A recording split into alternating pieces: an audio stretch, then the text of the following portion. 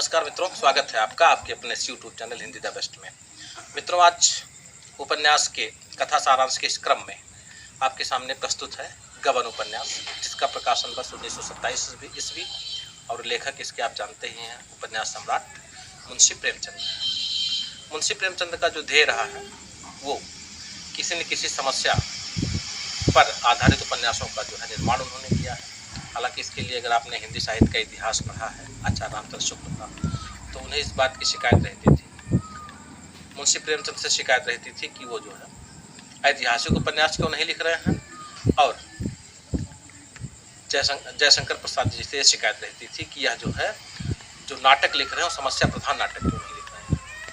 तो अलग बात हो गई। तो मुंशी प्रेमचंद का जो गबन उपन्यास है यह आधारित है सामाजिक समस्या पर, मध्यम वर्गीय सामाजिक समस्या पर, जिस पर यह दिखाया गया है कि गहनों के प्रति पत्नी का लगाव बहुत ज़्यादा होता है, और इसका जो है प्रभाव जो है पति के ऊपर कैसा पड़ता है। अगर पति भी समाज में अपनी जो क्षमता है, जो उसकी आर्थिक स्थिति है, उससे कहीं ज़्यादा का काम करता है, तो अंततः उसे जो है समस्या पैसों से होती ही है।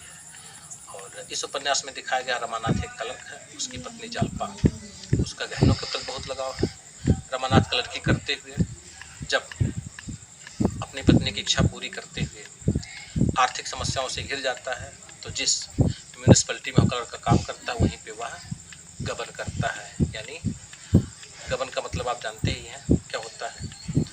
तो गबन का जो मेन अर्थ होता है उसका मतलब तो घोटाला, तो वह घोटाला करता है और उसी भय से जो है फिर यहाँ से भाग जाता है कलकत्ता।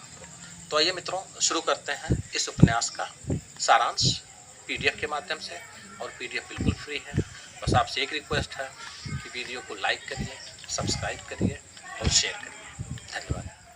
तो मित्रों, आइए उपन्यास का थोड़ा सा परिचय देख लेते हैं, इसके बाद जो उपन्यास का सारांश या कथानक को देखेंगे। तो अन्य उपन्यासों की तरह प्रेमचंद जी का यह उपन्यास भी एक अनुपम कृति है। इस उपन्यास में गहनों के प्रति पत्नी का लगाव और पति के जीवन विषयक प्रभाव को, यह मित्रों पॉइंट नोट करने लायक है कि गहनों के प्रति पत्नी का लगाव और पति के जीवन विषयक प्रभाव को इस उपन्यास में दिखाया गया है। यह बहुत ही महत्वपूर्ण है इसको जानना आपके लिए। और इसमें देखिए, टूटते मूल्यों के अंधेरे में भटकते मध्यम वर्ग का वास्तविक चित्रण हुआ है। पुलिस के चरित्र की बेबाकी प्रस्तुत से कहानी जीवंत हुई है। यह भी आपको याद रखना है कि इसमें पुलिस का जो दोहरा चरित्र होता है उसको बहुत अच्छे से दिखाया गया है। और यह भी देखना है कि क्षुद्र वृत्ति मतलब जो बहुत लोभी और छोटे विचारों वाली स्त्री है जालपा, वह किस प्रकार से राष्ट्र नायिका के रूप में परिणत हो जाती है, बदल जाती है। लेखक की कलम कौशल का ये एक अनूठा या अनुपम नमूना है। यह भी आपको मित्रों याद रखना है कि इसका प्रकाशन वर्ष 1927 में हुआ था। इसका प्रकाशन वर्ष भी आप याद रखिएगा। और दूसरी चीज़ क्या है कि कभी कभी प्रश्न पूछ लेता है कि किस पत्रिका में प्रकाशित हुआ था, तो आप याद रखेंगे कि चाँद पत्रिका में प्रकाशित हुआ था, लेकिन विभिन्न किस्तों में, क्योंकि पत्रिकाओं में जो है पूरा उपन्यास एक साथ प्रकाशित नहीं हो सकता। तो आइए मित्रों, शुरू करते हैं इसका सारांश। तो कथानक का प्रारंभ जो है प्रयाग के एक छोटे से गांव में दीनदयाल के घर से होता है। वह जमींदार के मुख्तार हैं और गांव में उनकी बड़ी धाक है। 3 बेटे एक एक करके मर चुके हैं। परिवार में पत्नी मानकी और पुत्री है जालपा। जालपा बचपन में हार की जिद करती है। उसकी इच्छा पूर्ति होती है बिसाती के हार से। उसे चंद्रहार की लालसा है। उसकी माँ कहती है, तेरे लिए तेरी ससुराल से आएगा। वह हार के बारे में यह भी याद रखिएगा कि तेरे लिए तेरी ससुराल से आएगा, यह भी प्रश्न उठ सकता है पेपर में। तो जालपा का विवाह दीनानाथ के लफंगे बेटे रमानाथ से होता है। दीनानाथ कचहरी में नौकर है। वेतन है कुल 50 रुपये मासिक। वह रिश्वत को हराम समझते थे। जालपा को ढेर सारे गहने मिले थे चंद्रहार को छोड़कर। ससुराल में वह गुमसे में उदास रहती है। विवाह के लेन देन का हिसाब रमानाथ जालपा के गहनों को चुरा कर करता है। इसमें दीनानाथ का भी हाथ है। मित्रों, अगर यह उपन्यास आप पढ़ते हैं तो वहाँ पे बहुत बड़ा ट्विस्ट है और बहुत अच्छा लगता है। तो आगे देखिए, जिम्मेदारी बढ़ने पर रमानाथ चिंतित होता है।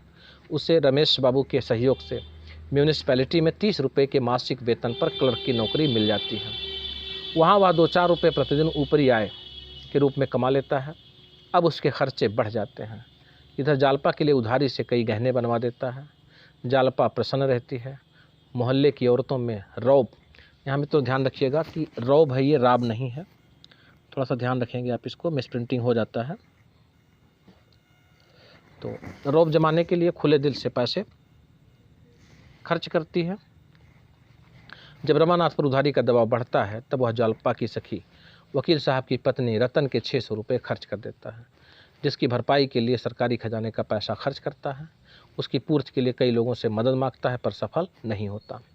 पत्नी जालपा से इस बार एक लिखित सूचना देना चाहता है, यानी वह खुद उस बात को न कह करके एक जो है पत्रिका के माध्यम से, पत्र के माध्यम से कहना चाहता है, पर संकोच से ऐसा नहीं कर पाता।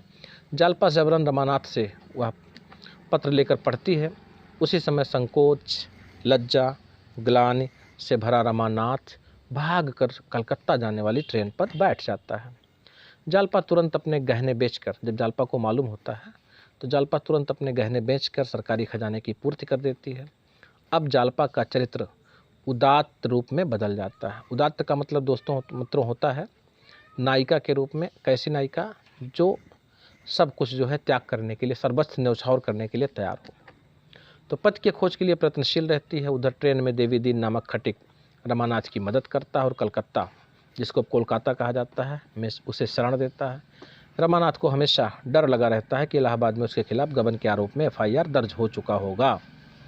कलकत्ता में एक डकैती के केस में पुलिस को ऐसे आदमी की तलाश रहती है जो सरकारी गवाह बन सके। इस काम के लिए रमानाथ को गिरफ्तार करके भय और प्रलोभन से तैयार कर लिया जाता है। जालपा कलकत्ता आती है। उसके त्याग, समर्पण और रमानाथ के प्रति घृणा और उपेक्षा के कारण अंततः रमानाथ मुकर जाता है। इस नेक कार्य में जज साहब और वैश्या जोहरा का बड़ा योगदान रहता है। रमानाथ बरी हो जाता है। रमानाथ और जालपा से प्रभावित होकर के जोहरा, देवी दीन और देवी दीन की पत्नी जग्गो, ध्यान रखिएगा मित्रों, नाम जग्गा नहीं है, मिसप्रिंट हो गया है, इसका नाम जग्गो है। तो आप हमेशा याद रखेंगे कि जग्गो नाम है इसका।